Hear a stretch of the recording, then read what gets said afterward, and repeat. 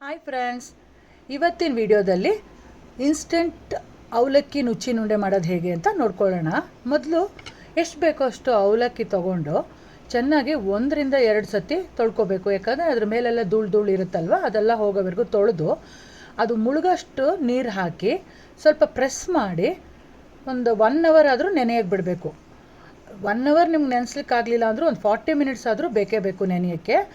ಅದು ನೆನೆಯೋಷ್ಟೊತ್ತಲ್ಲಿ ನಾವು ಅದಕ್ಕೆ ನೆಂಚ್ಕೊಳ್ಳೋಕ್ಕೆ ಚಟ್ನಿ ಮಾಡ್ಕೊಳ್ಳೋಣ. ಖಾರವಾಗಿರೋಂಥದ್ದು ಚಟ್ನಿಗೆ ಈರುಳ್ಳಿ, ಕೊತ್ತಂಬರಿ ಸೊಪ್ಪು, ಕರಿಬೇವಿನ ಸೊಪ್ಪು, ಟೊಮೆಟೊ, ಒಣಮೆಣಸಿನ್ಕಾಯಿ, ಉಪ್ಪು, ಸ್ವಲ್ಪ ಹುಣಸೆಹಣ್ಣು, 1 ಸ್ಪೂನ್ ಬೆಲ್ಲ ಎಲ್ಲ ಹಾಕಿ ಚೆನ್ನಾಗಿ ಬಾಡಿಸ್ಬಿಟ್ಟು ತಣ್ಣಗಾದಮೇಲೆ ಮಿಕ್ಸಿ ಜಾರಲ್ಲಿ ಸ್ವಲ್ಪ ನೀರು ಹಾಕಿ ರುಬ್ಕೋಬೇಕು.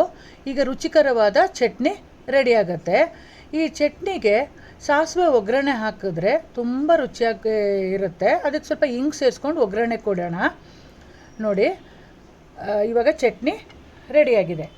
ನೆಕ್ಸ್ಟು ಇವಾಗ ನೆನೆಸಿಟ್ಟಿದ್ವಲ್ಲ ಅವಲಕ್ಕಿ, ಅದನ್ನು ಚೆನ್ನಾಗಿ ಕೈ ಮುಷ್ಟಿಲಿ ಪ್ರೆಸ್ ಮಾಡಿ ಹೊಂದಿಸ್ಕೋಬೇಕು. ಅದು ಸಾಫ್ಟಾಗಿ ಆಗಬೇಕು. ನೋಡಿ, ಉಂಡೆ ಕಟ್ಟೋ ಥರ ಬರಬೇಕು.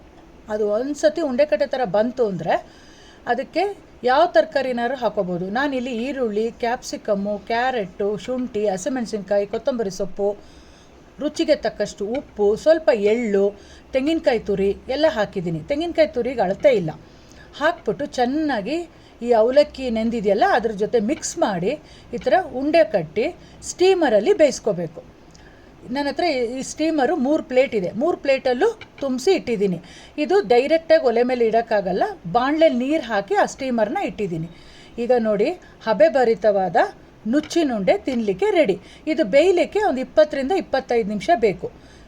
ಆಮೇಲೆ ಈ ಥರ ತೆಗೆದ್ರೆ ಈ ಥರ ಚೆನ್ನಾಗಿ ಎಷ್ಟು ಚೆನ್ನಾಗಿ ಬಂದಿದೆ ನೋಡಿ. ತರಕಾರಿ ಎಲ್ಲ ಹಾಕಿರೋದ್ರಿಂದ ಹೆಲ್ತಿಗೂ ತುಂಬ ಒಳ್ಳೆಯದು, ರುಚಿಯಾಗೂ ಇರುತ್ತೆ, ಡಿಫ್ರೆಂಟಾಗೂ ಇರುತ್ತೆ, ಎಣ್ಣೆ ಜಾಸ್ತಿ ಇರೋದಿಲ್ಲ. ಸೊ ಹಾಗಾಗಿ ಸ್ವಲ್ಪ ತುಪ್ಪ ಹಾಕ್ಕೊಂಡು ಇದನ್ನು ಸವಿದ್ರೆ ಸೂಪರಾಗಿ ಇರುತ್ತೆ. ನೀವೆಲ್ಲ ಮಾಡ್ಕೊಳ್ಳಿ ಫ್ರೆಂಡ್ಸ್. ಈ ಥರ ಸ್ಟೀಮರ್ ಇಲ್ಲದೆ ಹೋದರೆ ನೀವು ಇಡ್ಲಿ ಕುಕ್ಕರಲ್ಲಿ ಕೂಡ ಮಾಡ್ಕೋಬೋದು.